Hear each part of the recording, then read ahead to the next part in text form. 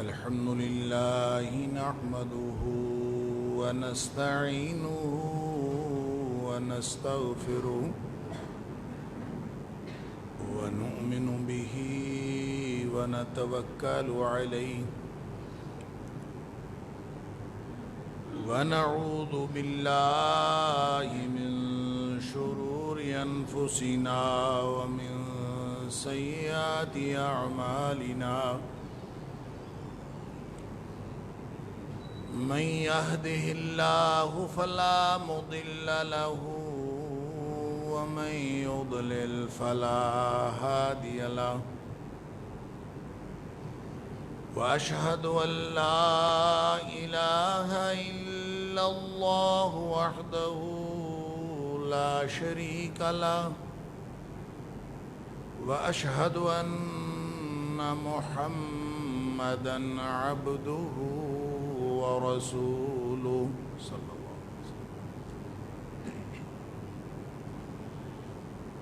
أرسله بالحق بشيرا ونذيرا بين يدي الساعة فمن يطع الله ورسوله فقد رشد واهتدى ومن يعص الله ورسوله فقد ضل وغوى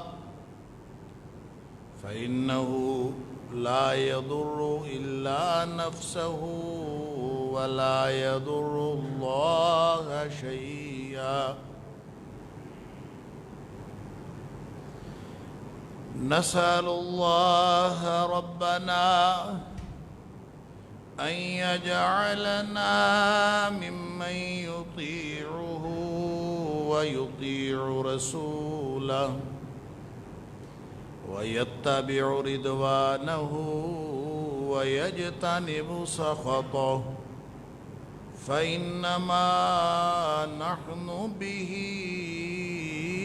وله أما بعد فإن خير الحديث كتاب الله وخير الهدي هدي محمد صلى الله عليه وآله وسلم وشر الأمور محدثاتها وكل محدثة بدعة وكل بدعة ضلالة وكل ضلالة في النار فأعوذ بالله السميع العليم من الشيطان الرجيم من همزه ونفخه ونفثه بسم الله الرحمن الرحيم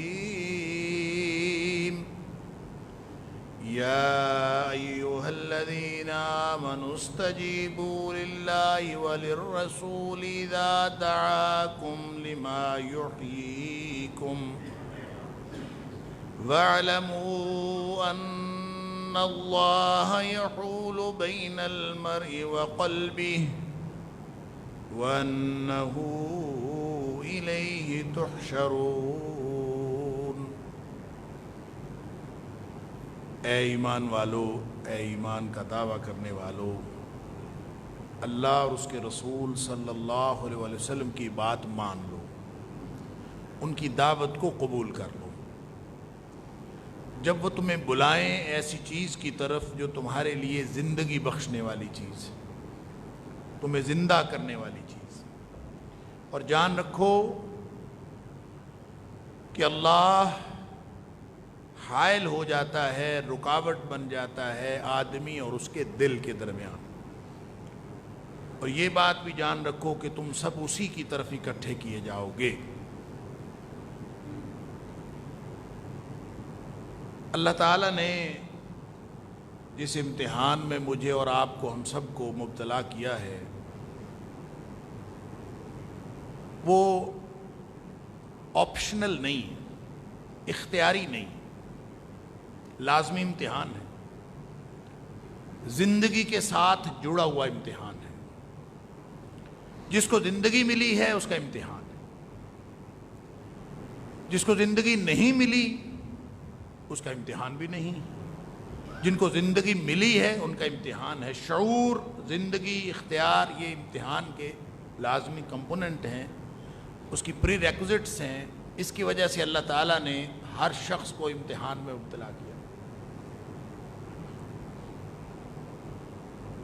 اور جب یہ ہمہ جہت امتحان، لمحے لمحے کا امتحان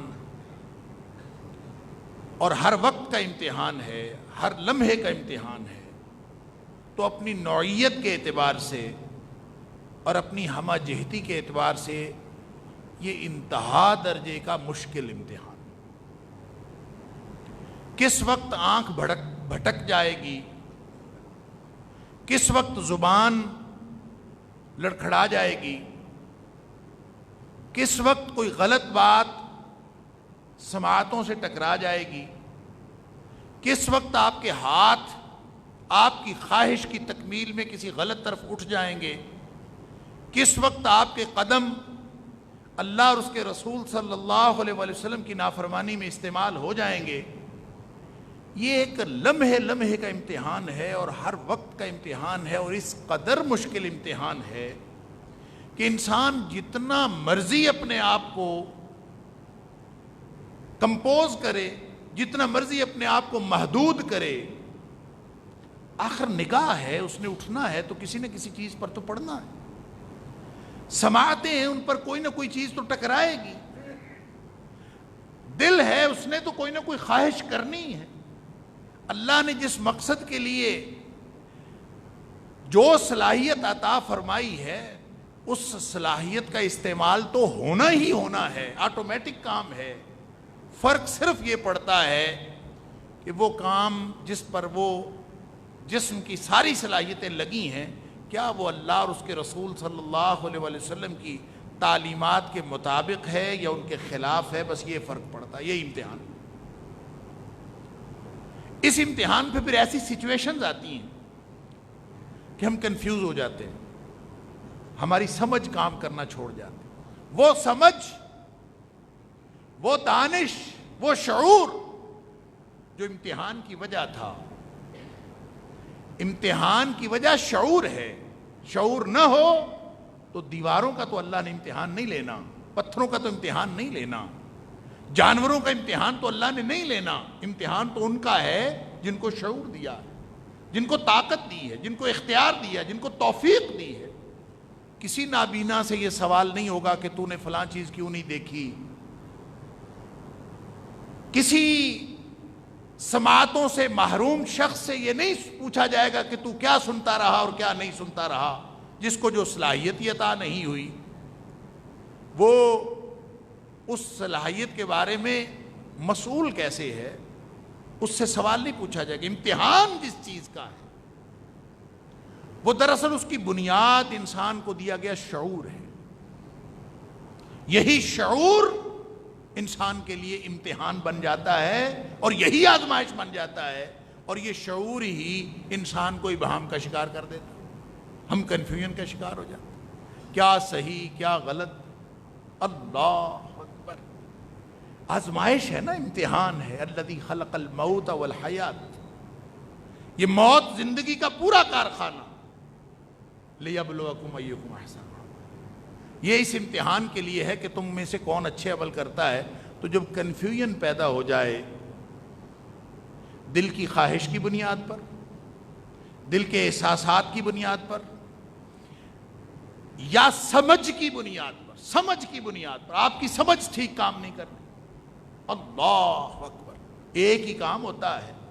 کچھ لوگ اس کو کرنے کو نیکی سمجھ رہے ہوتے ہیں، کوئی اس کو روکنے کو نیکی سمجھ رہے ہوتے ہیں، کوئی کام سے پیچھے ہٹنے کو نیکی سمجھ رہا ہوتا ہے، کوئی کام کرنے کو نیکی سمجھ رہا ہوتا ہے۔ جو کچھ ہو رہا ہے یہی کچھ ہو رہا ہے۔ جتنا شرک ہو رہا ہے 90% نیکی کے نام پر ہو رہا، جتنی اللہ کے رسول صلی اللہ علیہ وسلم کی حق تلفی ہو رہی ہے وہ 90% نیکی کی بنیاد پر ہو رہی ہے۔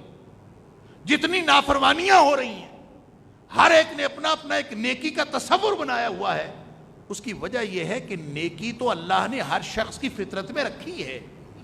وَنَفْسٍ وَمَا سَوَّاهَا فَأَلْهَمَهَا فُجُورَهَا وَتَقْوَاهَا. ہر ایک کو نیکی کا شعور تو دیا ہے, بدی کا شعور ہر شخص کے اندر ہے, لیکن وہ معیار اس کا اپنا بنا لیتا. مولویوں کا نیکی بدی کا شعور اپنا ہے, اور جو علماء حق ہیں ان کا نیکی بدی کا شعور اپنا ہے, جو علماء سو ہیں ان کا نیکی بدی کا شعور اپنا ہے. علی ھذا القیاس آپ مختلف طبقات, جو بزنس مین ہیں ان کا نیکی بدی کا شعور اپنا ہے, جو نوکری پیشہ لوگ ہیں ان کا نیکی بدی کا شعور اپنا ہے. حتیٰ کہ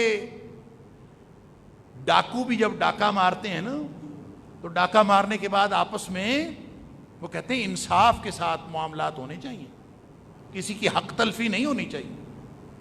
یعنی برابری, انصاف, نیکی. ان کا خیال یہ ہے کہ اب کسی کی اگر حق تلفی کریں گے تو گناہ ہے.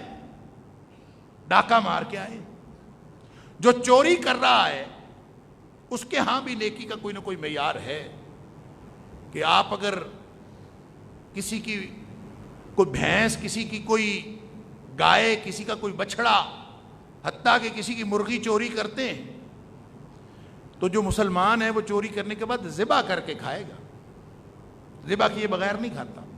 اس کو یہ معلوم ہے ذبح نہ کیا تو حرام ہے, اور اس کو یہ نہیں معلوم کہ اس کو 10 دفعہ بھی ذبح کر لو تو حرام ہی رہے گی, کیونکہ یہ چوری کی ہے, اس کی بنیاد ہی حرام پر ہے. اس کو یہ نہیں پتا. نیکی بدی کا شعور, ہم گم ہو جاتے ہیں اپنے فیلڈ میں, اپنے ماحول میں. حتیٰ کہ یہ پورا معاشرہ اس قدر گمبھیرتا کا شکار ہو جاتا ہے اور ہو چکا ہے کہ آپ جس سے پوچھیں, آپ نیکی بدی کی بات کر کے کہیں دیکھ لیں, نہ کریں. حتیٰ کہ اخلاقی معیار یہ قرار پا جاتا ہے کہ نیکی بدی کی بات نہ کرو, یہ اپنا اپنا معاملہ ہے. نیکی بدی کی بات کرو گے تو اس میں جھگڑے پڑیں گے. یہی شعور ہے نا. اور جو مغرب ہمیں شعور دیتا ہے وہ بھی یہی ہے کہ مذہب پرائیویٹ معاملہ ہے, چھوڑو, دوسروں کے اوپر امپوز نہ کرو, مذہب کی بات نہ کرو, نیکی بدی کی بات نہ کرو. لہذا ہر شخص نے اپنا اپنا شعور بنایا ہے. میں جو بات عرض کرنے لگا ہوں, اللہ کا یہ فرمان کہ یا ایھا الذین آمنوا استجیبوا للہ وللرسول اذا دعاکم لما یحییکم, یہ جب انسان مردگی کا شکار ہوتا ہے, جب انسان کے شعور کے سوتے پھوٹنا بند ہو جاتے ہیں, جب انسان کی عقل اور فطرت جو اللہ نے دین اسلام کے عین مطابق بنائی ہے وہ کام کرنا چھوڑ جاتی ہے ان آلودگیوں کی وجہ سے, جو انسان اپنے کرتوتوں کے سبب اپنے دل کو میلا کر بیٹھتا ہے, اپنا آئینہ بصیرت اس کو دھندلا بیٹھتا ہے, اور اس کی ساری فنکشنلٹی, اس بصیرت کا سارا جو اس کی جو شفافیت ہے وہ انسان اس کو خراب کر بیٹھتا ہے, تو پھر اس کو سارا کچھ مبہم ہو جاتا ہے. نہ سمجھ آتی ہے نیکی کیا ہے, نہ سمجھ آتی ہے بدی کیا. شعور ختم ہو جاتا, شعور کنفیوژن کا شکار ہو جاتا. اللہ اکبر. تو اللہ تعالیٰ نے یہاں پہ رہتی دنیا تک کے لیے ایک قاعدہ دیا ہے کہ اگر ایمان کا دعویٰ ہے نا اللہ اور اس کے رسول پر, اور ایمان کی وہ ساری جزیات تم سمجھتے ہو, اگر ایمان کے کامل اجزاء کے ساتھ تمہارا ایمان کا دعویٰ ہے یا ایھا الذین آمنو, تو پھر ایک کام کرو, استجیبوا للہ وللرسول, خود سیانہ بننا چھوڑ دو, اللہ اور اس کے رسول صلی اللہ علیہ وسلم کی بات مانو. یہ ہے اصل بنیاد اس کی. اب انسان کا جو اپنا پرابلم ہے, جو ہر شخص کا, پڑھا لکھا ہو یا کم نہ پڑھا لکھا ہو, جاہل ہو یا کم پڑھا لکھا ہو, زیادہ پڑھا لکھا ہو, اس کے ساتھ اس کا تعلق نہیں. ہر انسان کا ایک پرابلم ہے. وہ پھر دو راستے دیکھ کر یا چوراہا دیکھ کر وہ کنفیوز ہو جاتا ہے کہ میں نے کدھر جانا. اس کو یہ نہیں پتا چلتا کہ میں نے اس طرف جانا ہے, اس طرف جانا ہے. جب 3 راستے جا رہے ہیں, 4 راستے جا رہے ہو, 2 راستے جا رہے ہو, دونوں راستوں کے اوپر نیکی کا ہانکا مارنے والے لوگ موجود ہوں, تینوں راستوں کے اوپر لوگوں کو یہ کہنے والے موجود ہوں کہ آ جائیں ہم آپ کو جنت میں لے کے چلتے ہیں، آ جائیں نیکی کا رستہ یہ ہے، بلکہ جو لوگ برائی کے رستے پر لے کے جانے والے ہیں وہ نیکی کا پرچار، نیکی کا نام زیادہ لیں اور ان کے گلے سے آواز بھی زیادہ نکلے، ان کی آواز زیادہ مؤثر ہو دوسروں کی نسبت۔ اگر یہ صورتحال ہو تو اندازہ کریں کتنی مشکل، بندے کا دل کدھر جائے، بندہ کیا سوچے، کدھر جاؤں۔ اللہ اکبر۔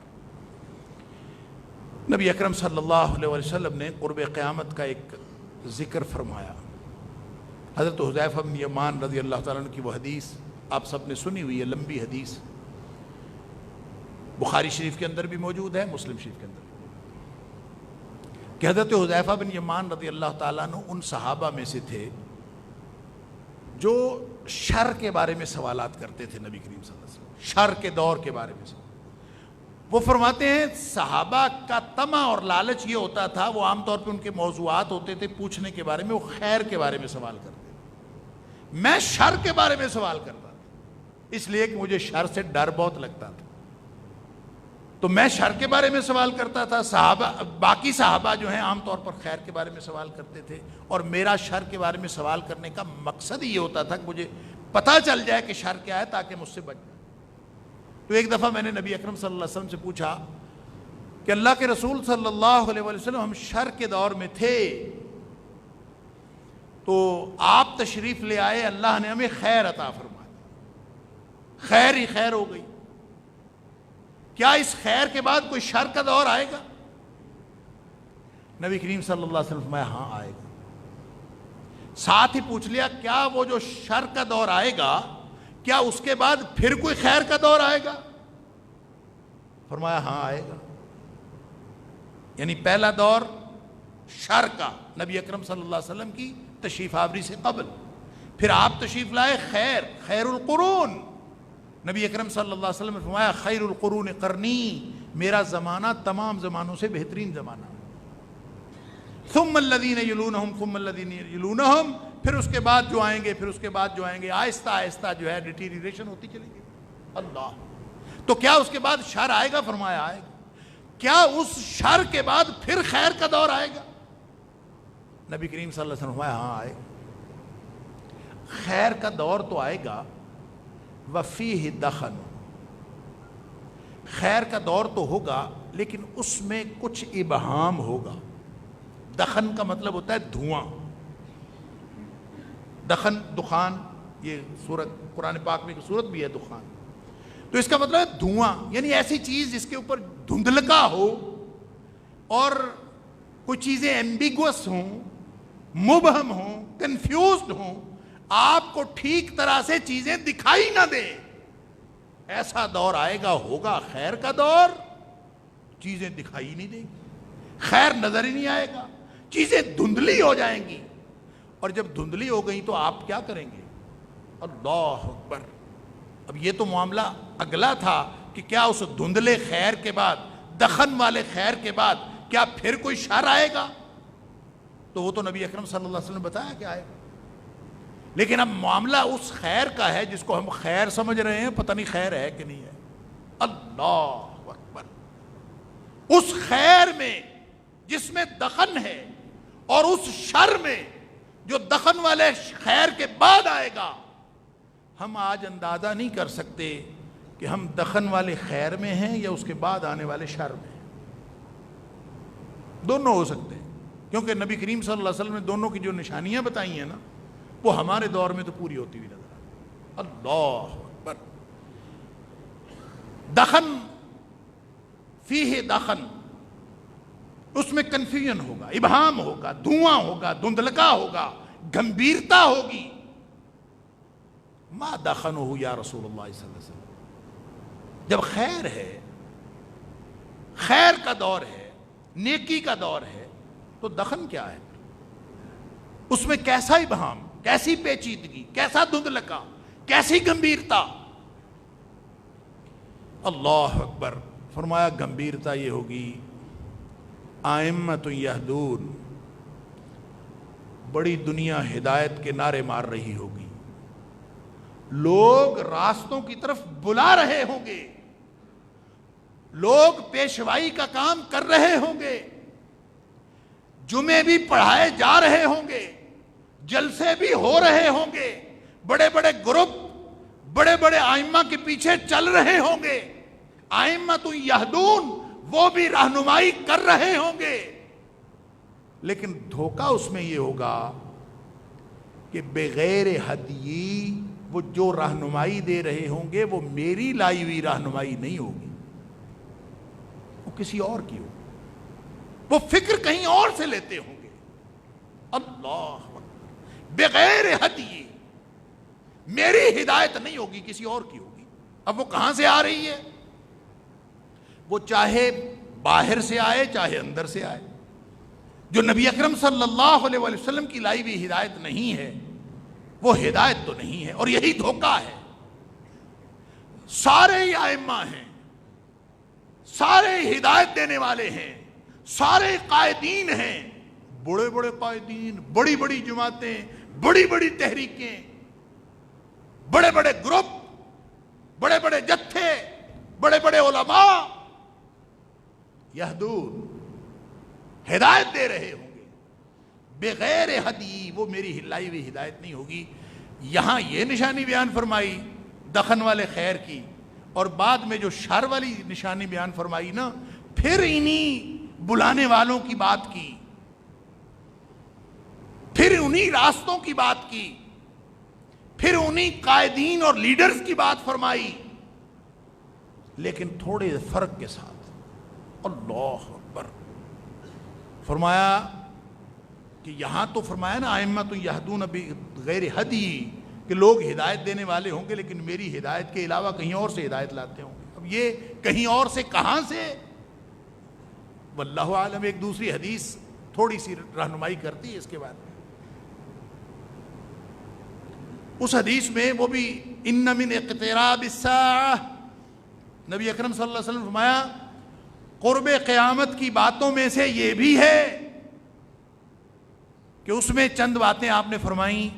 ایک بات تو یہ فرمائی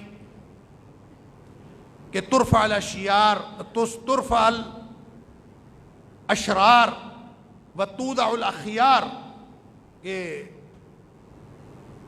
قیامت کی نشانیوں میں، یہ قرب قیامت کی نشانیوں میں سے یہ ہے کہ جو بدترین لوگ ہیں وہ با اختیار بن جائیں گے، بدترین لوگ اوپر آ جائیں گے، اور جو بہترین لوگ معاشرے کے اخیار ہیں، جو بہترین لوگ ہیں، ان کو معاشرے میں بالکل نیچے رکھ دیا جائے گا اور وہ نکو بنا دیا جائے گا۔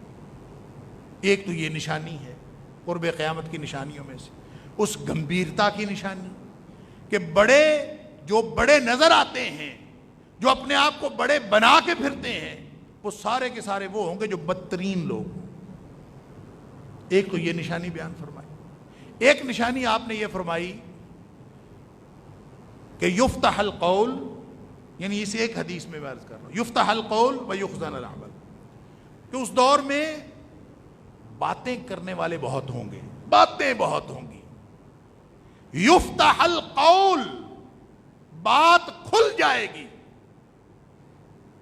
ویخزن العمل، عمل لپیٹ لیا جائے گا، یعنی عمل کرنے والے تھوڑے، گفتگو کرنے والے زیادہ۔ دیکھ لیں کتنے جلسے، کتنے لیکچرز، کتنے یوٹیوب چینل، کتنے فیس بک پیج، کتنا سوشل میڈیا کے اوپر بھرمار ہے۔ ہر بندے کا دل کرتا ہے میں نے درس قرآن دینا ہے، میں نے دین سکھانا ہے۔ جس کو تھوڑا سا دین سمجھ آتا ہے وہ سمجھتا ہے کہ میرے والی سمجھ دوسروں کو آنی چاہیے۔ خیر، خیرکم من تعلم القرآن وعلمہ، اگر نیت اچھی ہے تو نبی اکرم صلی اللہ علیہ وسلم اس کے لیے خوشخبری دی ہے کہ تم میں سے بہترین لوگ وہ ہیں جو قرآن خود سیکھیں اور دوسروں کو سکھائیں۔ بڑی بہترین بات ہے۔ اور اگر اللہ نہ خواستہ یہ والا معاملہ ہے کہ عمل نہیں کرنا، قرآن عمل کرنے کے لیے نہیں پڑھنا، درس دینے کے لیے پڑھنا،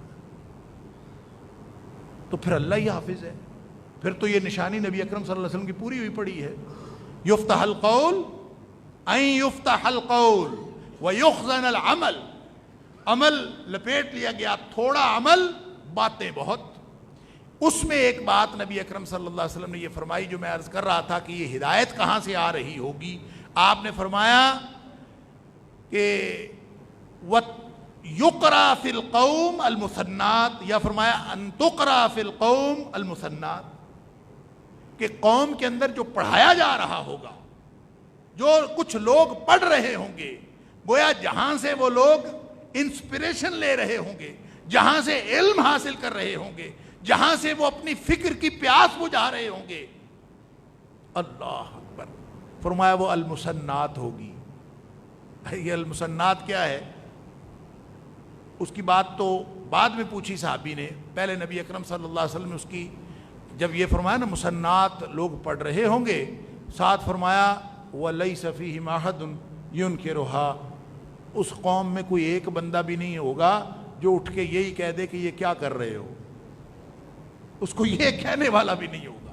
یہ ہے وہ ابہام، یہ ہے وہ گمبھیرتا کہ دل، دماغ، وہ جو شفافیت، وہ آئینہ، وہ دھندلا گیا، ابہام ختم، پتہ ہی نہیں چلا. ان میں کوئی یہ کہنے والا بھی نہیں بچا جو کہے کہ یہ کیا کر رہے ہو، یہ کیا پڑھ رہے ہو. صحابی پوچھتا ہے مل مثنات یا رسول اللہ صلی اللہ علیہ وسلم، اللہ کے رسول مثنات ہے کیا بلا، کیا پڑھ رہے ہوں گے؟ فرمایا التی کتبت سوا کتاب اللہ، اللہ کی کتاب کے علاوہ جو کچھ لکھا جا رہا ہوگا وہ سارا کا سارا مثنات. گویا ہر وہ رہنمائی جو وحی الہی کی رہنمائی میں نہیں لکھی گئی، ہر وہ رہنمائی جو وحی الہی کی ذیل میں نہیں ہے، وہ ساری کی ساری المثنات. اللہ، میں نے اقبال کا یہ شعر پہلے بھی ایک دن آپ کے سامنے رکھا تھا کہ اقبال کہتا ہے کہ اگرچہ مکتب کا جوان زندہ نظر آتا ہے، مردہ ہے مانگ کے لایا ہے فرنگی سے نفس. یہ جو سانس ہے مانگے تانگے کی سانس ہے، یہ جو سانس لیتا ہوا نظر آ رہا ہے یہ مانگے تانگے کی فکر ہے، مانگے تانگے کا علم ہے. پتہ نہیں کہاں سے نظریات لیے ہیں، کہاں سے کیا لیا ہے. اس سے آدمی سمجھتا ہے میں عالم ہوں، میں پڑھا لکھا ہوں. یہ پڑھائیاں، یہ ڈگریاں، یہ سارا کچھ اگر اللہ اور اس کے رسول صلی اللہ علیہ وسلم کی تعلیمات کے ذیل میں نہیں ہے تو یہ سارا کا سارا مثنات. یہ ہے وہ رہنمائی جو نبی اکرم صلی اللہ علیہ وسلم فرمایا دخن والے خیر میں، دخن والے خیر میں وہ لوگ ہوں گے کہ رہنمائی تو دے رہے ہوں گے لیکن پتہ نہیں کہاں سے لے کے دے رہے ہوں گے. کوئی مغرب سے لے کے دے رہا ہوگا، کوئی مشرق سے لے کے دے رہا ہوگا، کوئی کہیں سے کوئی کہیں سے. نہیں دیکھے گا تو مدینے والے کی طرف کوئی نہیں دیکھے. ایک دفعہ میں کسی پروگرام میں تھا، 2-4 سال 6 سال پرانی بات ہے، شاید اس سے بھی زیادہ پرانی ہو. تو مختلف مکاتب فکر کے لوگ بیٹھے ہوئے تھے.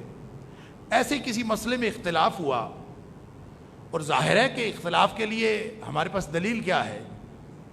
اگر کہیں مسئلے میں اختلاف ہو جائے تو دلیل کیا ہوتی ہے؟ دلیل یہی ہے، دلیل شریعت میں ہے ہی وہ جو اللہ کے قرآن میں ہو اور نبی اکرم صلی اللہ علیہ وسلم کے فرمان میں ہو، اور تو کوئی دلیل ہے ہی نہیں. تو اتفاق سے شیعہ جو بات کر رہا تھا، شیعہ عالم جو بات کر رہا تھا، وہ بھی میری حمایت کر رہا تھا. اس مسئلے میں مجھے مسئلہ یاد نہیں ہے کیا تھا، تو وہ بھی کہہ رہا تھا کہ ایسے ہی ہے جیسے یہ کہہ رہے ہیں. اور یہ ساری گفتگو آف ایئر ہو رہی تھی، یعنی آن ایئر نہیں تھی، یہ آف ایئر تھی. اس وقت وقفہ تھا یہ کچھ. تو ایک دوسرے مسلک کا آدمی جو ہم سے شدید اختلاف کر رہا تھا، وہ پتہ ہے کیا کہتا ہے؟ وہ کہتا ہے پاکستان کے دین میں تو یہی ہے جو میں کہہ رہا ہوں، ایران سے آنے والے دین اور سعودی عرب سے آنے والے دین میں یہ ہوگا جو آپ کہہ رہے ہیں. میں نے کہا یہی تو وہ بات تھی جو آپ کے منہ سے ہم نکلوانا چاہتے تھے کہ دین وہی ہے جو مدینہ طیبہ سے آیا ہے. نہ پاکستان والا دین، نہ ایران والا دین، نہ انڈیا والا دین، نہ مشرق مغرب والا دین. دین تو ہے ہی اس کا نام جو اللہ کے رسول صلی اللہ علیہ وسلم دے کے گئے ہیں، اور آپ فرما کے گئے ہیں ترکت فیکم امرین، 2 چیزیں میں تم میں چھوڑ کر جا رہا ہوں، لن تضلوا ما تمسکتم بہما، ان 2 چیزوں سے چمٹے رہو گے تو کبھی گمراہ نہیں ہوگے. اور اگر ان 2 چیزوں کو، اس کا مفہوم مخالف کیا ہے کہ ان 2 چیزوں کو چھوڑ دو گے تو لازماً گمراہ ہو جاؤ. نہیں چھوڑو گے تو ہرگز گمراہ نہیں ہو. اس کا مفہوم مخالف یہی ہے نا, چھوڑ دو گے تو لازماً گمراہ ہو جاؤ گے. اور ہم چھوڑتے ہیں اور دن رات چھوڑتے ہیں. ہمارے سامنے اللہ کے رسول صلی اللہ علیہ وسلم کا فرمان آتا ہے, اللہ کا قرآن ہمارے سامنے آتا ہے, ہم اپنی مجبوری بتاتے ہیں. گل تو ٹھیک ہے پر میں نہیں کر سکتا. بات تو صحیح ہے, تم جو حدیث سنا رہے ہو ٹھیک ہے, لیکن میری اپنی مجبوری ہے. بس وہ جو مجبوری ہے وہی گمراہی ہے, وہ جو مجبوری ہے وہی اصل بیماری ہے, وہی اصل ابہام ہے, وہی اصل گمبھیرتا ہے. یہ نشانی تو نبی اکرم صلی اللہ علیہ وسلم نے ائمۃ یہدون بغیر ہدی, یہ تو دخن والے خیر کی نشانی بتائی ہے. جو شر والے شر کے دور کی, اس کے بعد آنے والے شر کی نشانی ہے نا, اللہ تعالیٰ معاف فرمایا دعات الی ابواب جہنم. جو اس کے بعد شر آئے گا نا, اس میں بھی لوگ راستوں پہ کھڑے ہاکا مار رہے ہوں گے, آ جاؤ آ جاؤ ہماری طرف آ جاؤ, تمہیں جنت میں لے جائیں, آ جاؤ تمہیں جنت میں لے جائیں. فرمایا وہ دراصل جہنم کے دروازوں کی طرف بلا رہے ہوں. دعات الی ابواب جہنم, وہ جہنم کے دروازوں کی طرف بلا رہے ہوں. اللہ اکبر. من اجابہم الیہا, جو بھی ان کی دعوت پر لبیک کہے گا کہ ہم آئے, آپ نے بلایا ہم آ گئے, آپ نے تحریک کھڑی کی ہم آ گئے, آپ نے ہمیں دعوت دی ہم آ گئے. من اجابہم الیہا, وہ جو دعوت دے رہا ہے وہ تو نیکی کے نام پر دے رہا ہے نا.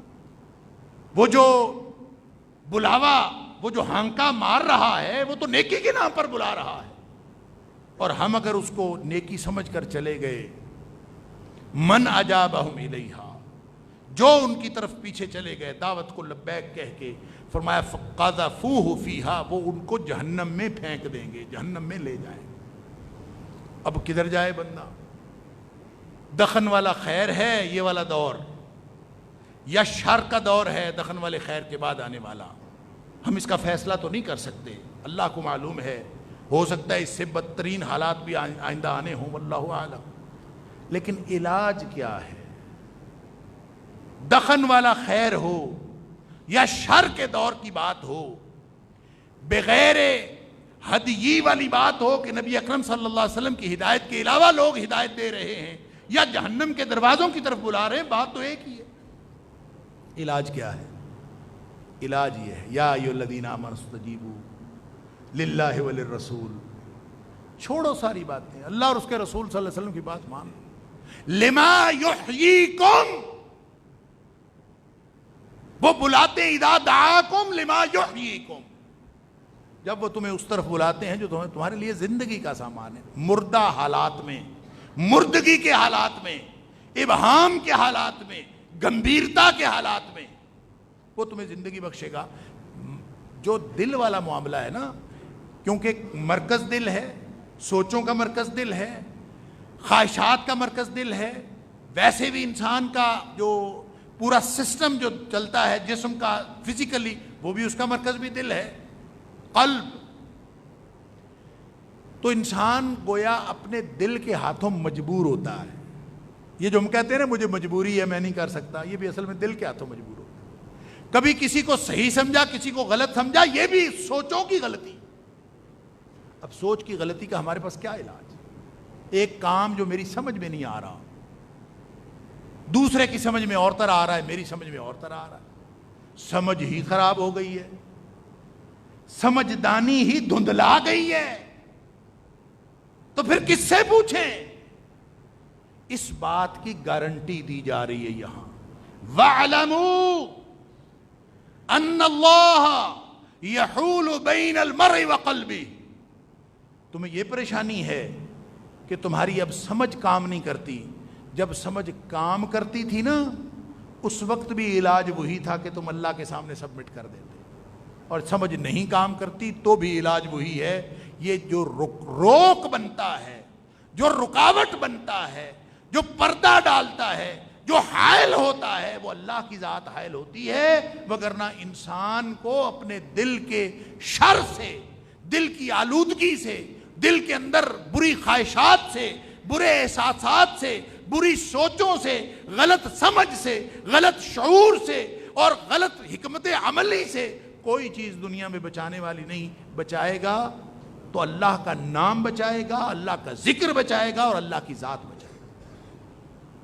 وَاعْلَمُوا، جان رکھو، نوٹ کر لو، خبردار ہو کے سن لو۔ سادہ بیانیہ طریقے سے بات نہیں کی، حکم دیا ہے۔ وَاعْلَمُوا، تمہیں پتہ ہی نہیں، غور کرو اس بات۔ تمہارے مسائل کا حل یہ ہے کہ تم درمیان میں اللہ کو لے آیا کرو۔ اگر دیکھیں نا کوئی شخص زبان سے اللہ کہتا ہے، لا الہ الا اللہ کہتا ہے، اللہ اکبر کہتا ہے، الحمدللہ کہتا ہے، اس کو سمجھ نہیں آتی، اس کو اس بات کی سمجھ نہ بھی آئے تو اللہ کا ذکر کرنا اس کو فائدہ دیتا ہے۔ سمجھ نہ بھی آئے، اگر اس نے اللہ کا نام لیا ہے، اگر اس نے اللہ کے رسول صلی اللہ علیہ وسلم کا تذکرہ کیا، اس کو فائدہ دیتا ہے۔ اور اگر وہ اپنی ترجیح یہ بنا لیتا ہے اور دل کو اس کا عادی بنا لے، یہ بات صوفیاء جو ہے نا وہ ذکر کی پریکٹس میں ایک مشورہ دیا کرتے ہیں، اگرچہ یہ مشورہ خود ساختہ ہے لیکن دل کو عادی بنانے کے لیے اس کی اپنی افادیت ہے۔ وہ کہتے ہیں کہ آپ اللہ کا ذکر کیا کریں کبھی اکیلے بیٹھ کے، وہی ذکر جو آپ ہر وقت کرتے ہیں۔ مثلا اگر کوئی لا الہ الا اللہ پڑھتا ہے، لا الہ الا اللہ بہترین ذکر ہے، تو اس کو پڑھنے کے لیے کچھ دیر دل کو بھی عادی بنائیں۔ کیسے عادی بنائیں؟ یہ صوفیاء کی ایک ٹرم آپ نے سنی ہوگی، قلب جاری ہونا۔ قلب جاری ہونے کا ان کا جو مفہوم ہے وہ اپنی جگہ، لیکن اصل میں اس کا مطلب یہ ہے کہ جو کچھ آپ زبان سے کہہ رہے ہیں وہ آپ کے دل سے بھی نکلے۔ اس کی پریکٹس کے لیے بعض علماء یہ مشورہ دیتے ہیں اور صوفیاء یہ مشورہ دیتے ہیں کہ یوں کیا کرو، کچھ وقت زبان ہلائے بغیر وہی ذکر کیا کرو۔ مثلا لا الہ الا اللہ کہنا ہے تو زبان کو تالو سے لگا لو، ذرا 10 دفعہ اکیلے بیٹھ کے آنکھیں بند کر کے لا الہ الا اللہ کہو، سوچ سمجھ کے۔ لا الہ الا اللہ، کوئی نہیں ہے اس دنیا میں، میرا ہے ہی کوئی نہیں، الا اللہ، سوائے اللہ کے، اور اللہ میں بھی کسی کا نہیں سوائے تیرے۔ یہ سوچ کے زبان تالو سے لگائیں اور 10 دفعہ ذرا کہیں اکیلے میں بیٹھ کے آنکھیں بند کر کے لا الہ الا اللہ، اور اس کے بعد اپنے قلب کی کیفیت محسوس کریں کیا ہے۔ تو میں نے عرض کیا کہ لا الہ الا، کوئی بھی ذکر، آپ اللہ اکبر کی بات کر لیں، آپ سبحان اللہ کی بات کر لیں، کوئی بھی ذکر، تو اللہ کی یاد میں وَلَذِكْرُ اللَّهِ اکبر، اللہ کی یاد، اللہ کا ذکر اکبر، سب سے بڑی چیز ہے۔ تو وہ آپ کو آپ کے نفس کے شر سے بھی، دل کی سوچوں سے بھی، غلط خیالات سے بھی، غلط شعور سے بھی جو چیز بچا سکتی ہے وہ اللہ کا ذکر ہے، اللہ کی یاد ہے۔ ہمارے پاس اور کوئی طریقہ نہیں۔ اور خاص طور پر جب آدمی سمجھ رہا ہو نا میرا شعور کام کر رہا ہے، اس وقت آدمی کو یہ بیہیو کرنا چاہیے کہ وہ اپنے سارے معاملات اللہ کے سپرد کرے۔ نبی اکرم صلی اللہ علیہ وسلم نے فرمایا جس کا دل یہ کرے نا کہ تنگ دستی میں اللہ اس کا مددگار ہو جائے، جس کا دل یہ کرے، جو یہ چاہتا ہو